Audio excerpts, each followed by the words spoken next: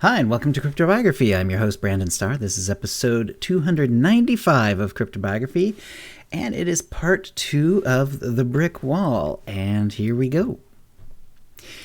In fact, he spent a lot of that week thinking about Lydia. He'd never really fallen for anyone before. In school, there were few girls he'd gone on dates with, but it had never led to anything. Despite getting good grades, he never got a reputation for being intelligent. Everyone just thought he was the big galoot, good for the new football team that the high school had started to put together when he was a freshman, and not a whole lot else. He had sometimes tried to start conversations about books he had read, but no one in his social circle was much of a reader. Now, mucking the stalls, he didn't have much to do except think about Lydia and wonder if maybe she was different. She'd seemed to like him on some level, but she may have simply been outgoing. He tried to keep his mind on his book. He found himself working very fast so as to take short moments to read a few pages before returning to his work. He knew Mr. Littleman wouldn't be happy to see him reading, despite the fact that the stables had never been cleaner. But he kept the book hidden well enough, and the little game meant keeping his mind off things a little better. By Wednesday, he was becoming agitated. He'd not slept well the night before, and had burned an expensive candle — his room was not nice enough to have gas lighting — finishing the book. Now he had nothing but his thoughts, and the occasional 10-word conversation with someone getting or returning their horse to occupy him. By Wednesday evening, he decided he had to do something to distract himself. He was also finding himself wondering if he could do something to be able to afford more than the bare existence he was having. After work, he walked straight over to Abernathy's gymnasium. He had an idea that it would still be open, and his idea was correct. Though it was 10 in the evening, there was an electric light burning in the window. He went inside. The place seemed to be a small, converted warehouse. A few overhead lights barely illuminated a ring, which had a thin band of people around it. They were all watching two guys sparring. A grizzled man wearing a thin shirt was refereeing. Sparring or not, the two boxers were hitting each other quite hard. He walked toward the ring slowly, watching the boxers, seeing how they tried to protect themselves, how they tried to take out the other. Even in the rather dim light, he could see the sweat popping off their bodies when they got hit. He saw Jake Abernathy, one of the few with a chair. He had a few people sitting near him. He stopped outside the circle, and Jake looked over and noticed him. He waved and put a finger up, which Carson took to mean that he would see him after the bout. He nodded and watched the rest of the fight. Afterward, Jake came over. "Can you stay a few minutes, Carson? These evenings are like parties, and here I'm the host. I need to say goodnight to everyone. See you in a few?" "Sure," Carson said. "Feel free to look around or chat up anyone you like," Jake said. Then he was swept back into the small crowd that had already formed around him. Carson wasn't very outgoing, but he was interested in what was happening here. There were 4 men standing by the ring, talking. He never knew exactly how to start a conversation, but decided to try.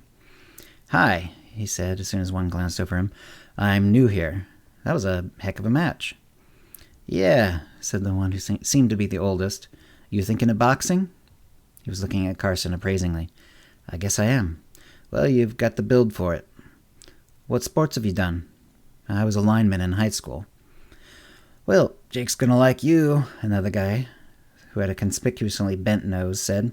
"We've met." "I'll bet," the bent nose guy said. He smirked a bit and turned out of the group. "Gotta get some shut-eye." The others made their excuses, and in a minute Carson found himself alone.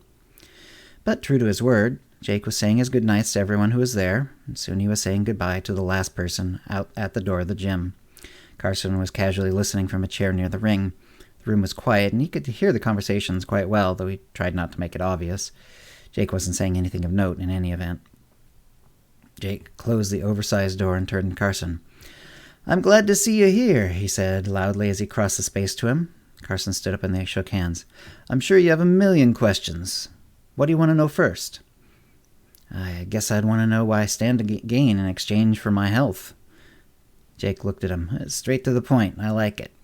Boxing is always done in stables. There are a few men who bring up boxers and have them fight. I'm doing the same thing. I got some strong boxers in multiple weight classes. The purses have been getting bigger, and everyone's making more money. I have 2 guys in the heavyweight class, but I have room for 1 more. I think you could be that one. In fact, if my hunch is right, once you're trained up, you could be my best heavyweight. Flattered, Carson said. How long would it take to train before I'd be fighting, and how much training is involved? I have 2 different ways of doing things.